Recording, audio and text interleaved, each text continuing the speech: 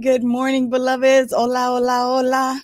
It's me, Sunshine Day, your spiritual living coach, and welcome to another episode of A Spiritual Remedy. This month, in the month of September, we are diving deep and looking into what the nation is celebrating as National Recovery Month. And it is an effort to bring awareness to the celebration of folks who have been recovering from not only alcoholism and drug use, but also mental health. And so as we take a look at this month and celebrating recovery, it's important to recognize that there are still others that are suffering in silence. Good morning, Cynthia. And hello, Lisa Lewis.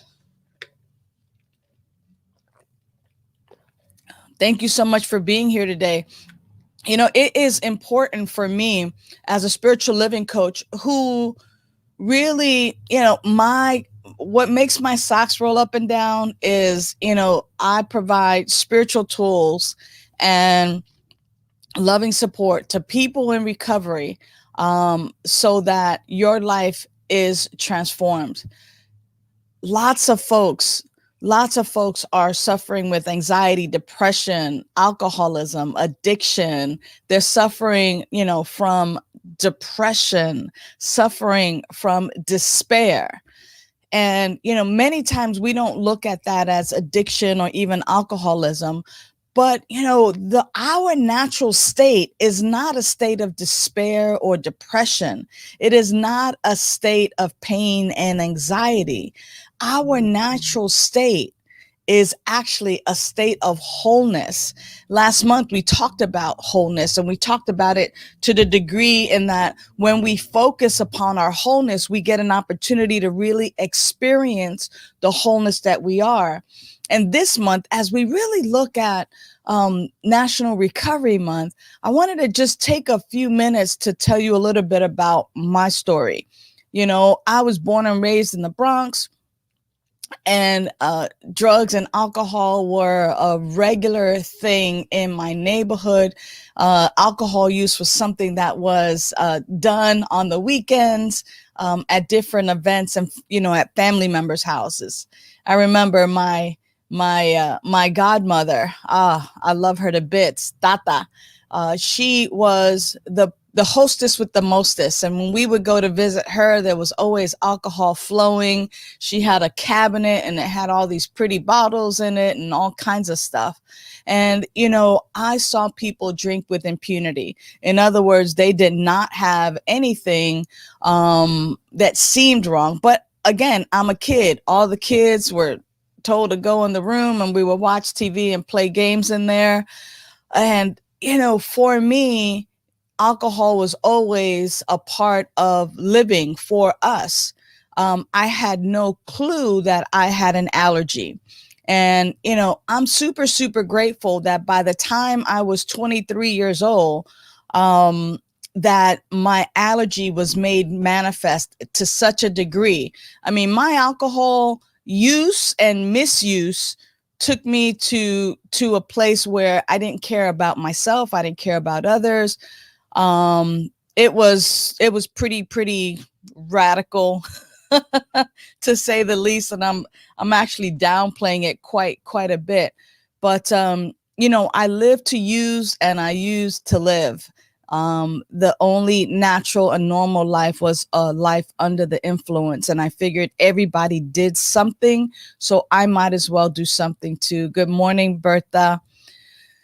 So, for me, when I found a group of people who were not drinking and drugging, and, when my life had gotten to the bottom of the barrel, I'll tell you how it felt for me. I felt like a stray dog that had been hit by a car, that had a limp, that had patches of hair missing, that had fleas and was constantly scratching, that walked like on an angle. I couldn't even, uh, um, for me, it was like, shoot me, take me out of my misery, or show me how to live. And there were a group of people who showed me how to live. And when they showed me how to live, I began to do what they did. And as I did what they did, my life got better. I'm one of those people who I needed to go into a hospital program in order to be separated, from the chemicals that I was putting into my body so that I could just feel normal. I didn't know what it was like to feel normal. And if you're someone who is struggling, struggling with addiction, struggling with anxiety, depression, fear, food, sex, gambling, whatever it is that you are using to fill up a hole within yourself, what I want to share with you is that there is another way. And there's a way out of that feeling and those feelings, those feelings of despair. And what I found and what was offered to me was a reintroduction to a power greater than myself, which was life itself. I didn't call it life right then and there. I did, people called it higher power, people called it God. I had issue with it, but I stuck with it. It's kind of like, good morning, Nancy. It's interesting. I get off into these little reality TV shows, right? And I've been like watching Married at First Sight, where two strangers are matched up by these professionals, and they come together and they meet at the altar, they get married, and it's an experiment that for 2 months they are together day and night, and they honeymoon and they do things, and then they live together.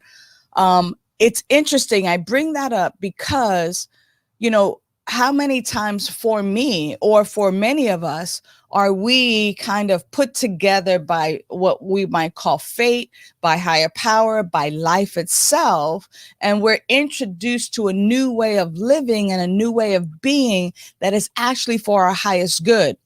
What's interesting about these couples is we get to see their level of commitment. There are couples that are like, yeah, this is weird, but I'm committed to seeing this through, to see if in fact we are a match, to see if in fact this is going to work.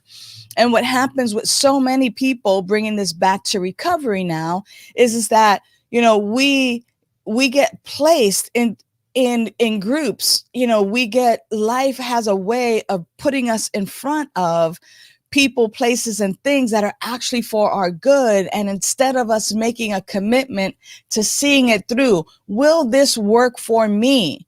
I mean, so many people, in fact, because they've had, just like me, and this is just like me, because we had maybe a traumatizing experience with a higher power or God or religion, we shy away from a spiritual life. And what I want to share with you is that a spiritual life is not about religion. A spiritual life and a spiritual path is your own spiritual path. And that's what I help you with. I help you to find your spiritual path, not mine, not the God of my understanding. I'll share with you, what I believe. and you're free to take it or not take it. People will share with you what they believe, and you're free to take it or not take it. But when we're talking about recovery and actually celebrating our lives and being free, being emancipated from all discord, being free from the weapons of mass distraction like despair and fear and addiction and alcoholism and depression, like, this is exactly what it takes. It takes you going on your own spiritual path. And I am here to guide you, to kind of ask questions, to kind of be a coach as you experience this for yourself, as you ask yourself these questions for yourself and actually develop that living that is for you. Hi, Marianne. I'm so glad that you see this as a gift of insight. And thank you to all of those who are following me and subscribing to my YouTube channel and all of that today. This is something that I'm passionate about, because what I get a chance to do is I get to provide spiritual tools for your personal transformation, spiritual tools and loving support. As long as you're in this world, there's always more to understand. And as I was alluding to with the television show about people making a commitment, are you committed? Are you committed to your own spiritual path?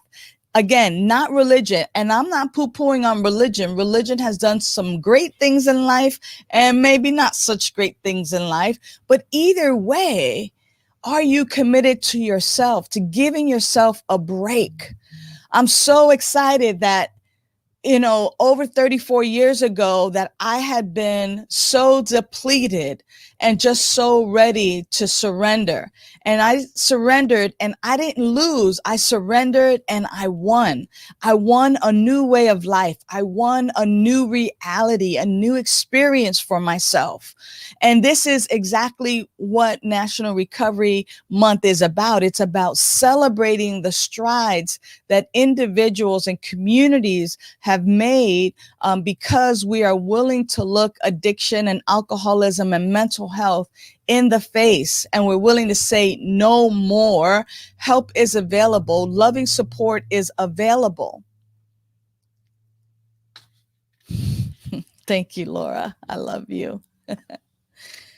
And here's exactly what we have this opportunity to do. I mean, it's interesting because I just continue to offer. I just continue to put myself out there. I just continue to say, hey, if you need the hand, if you need a helping hand, again, that helping hand that provides spiritual tools and loving support for your personal transformation, I'm here. I'm here for you, because what this loving support helps to do is it helps to shine the light on the areas in your life where you're stuck in beliefs and behaviors that are destructive.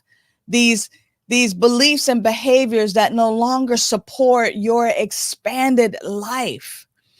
Again, you are not broken. I am not broken. We are not broken. We haven't lost faith. It has been all misplaced. We are whole, perfect, and complete, but we don't believe that we are. So we experience everything but that. And it is to the degree in which we recognize that, wait a minute, wholeness is mine, love is mine, peace is mine, abundance is mine. Like, that is at the core of me. That is who I am.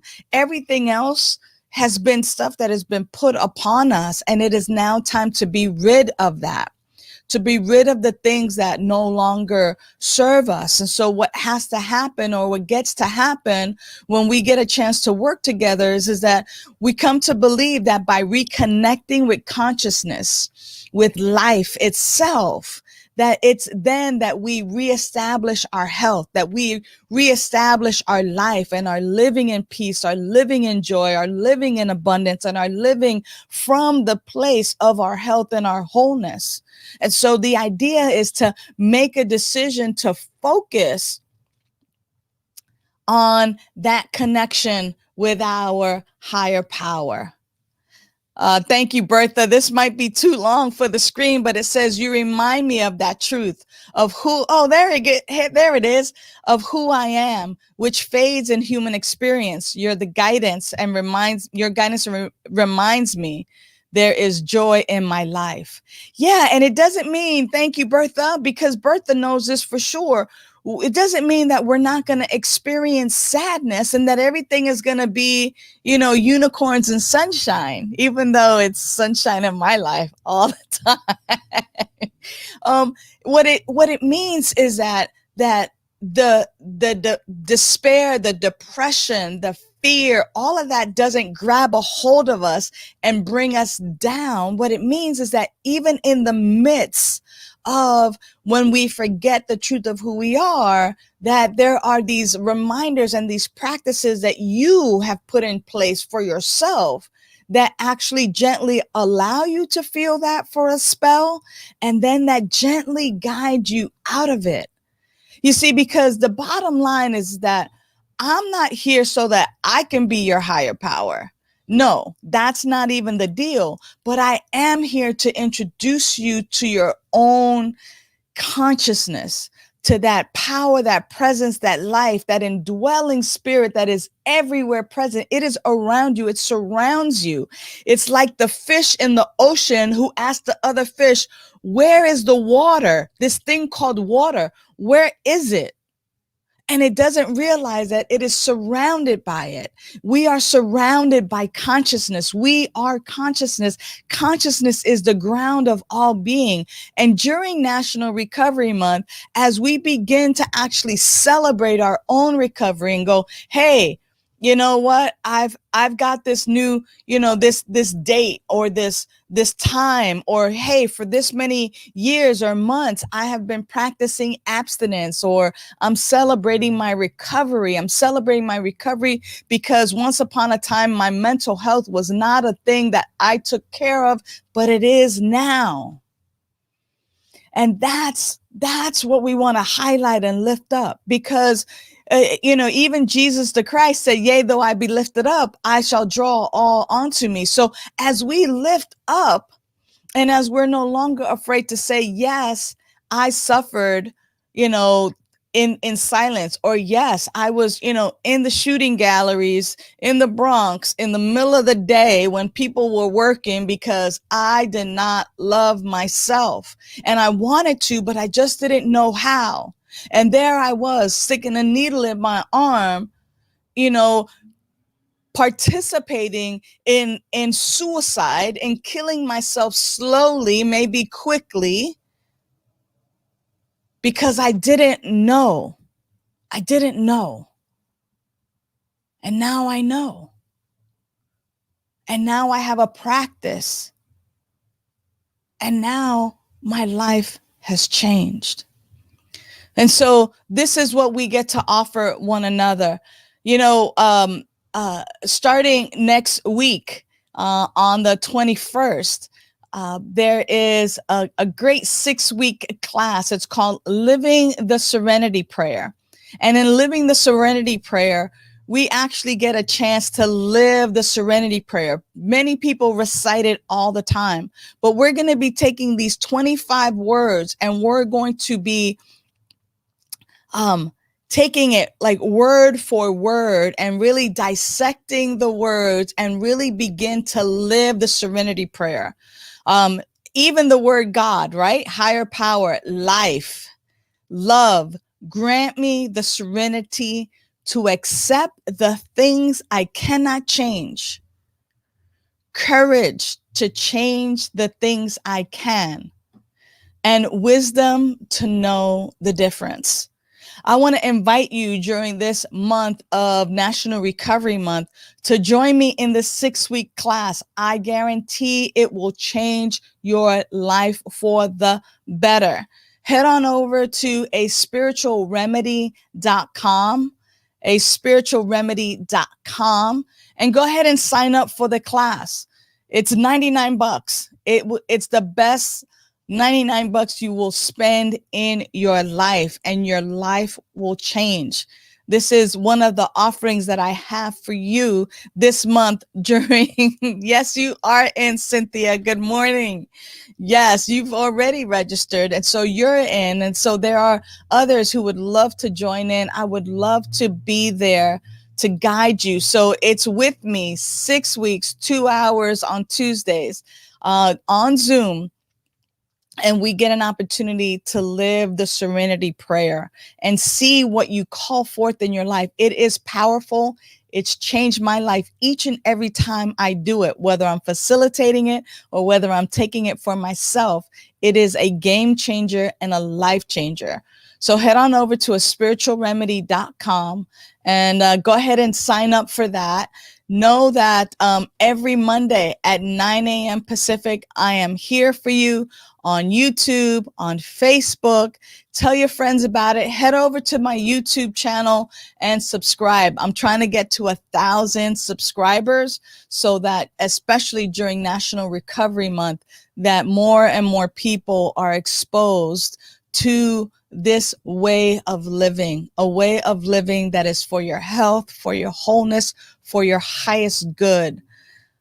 I am so passionate about this, and I so love speaking about recovery and spirituality and the tie-in and how it has changed my life. So until next time, know that you are loved and appreciated and that I deeply, deeply care about you. Reach out to me if there's anything that I can support you with. But until then, know that you're loved. Bye for now. Celebrate life. You celebrate your life. Celebrate the memories, the birds and the trees, the hugs and the kisses, the hits and the misses. Don't wait till it's too late. Don't wait till it's too late. Love and appreciate. Love and appreciate. Show them that you care. Show them that you care, and you'll always be there. Celebrate life. Rejoice, rejoice. Celebrate life. Rejoice, rejoice. Celebrate life. Rejoice, rejoice.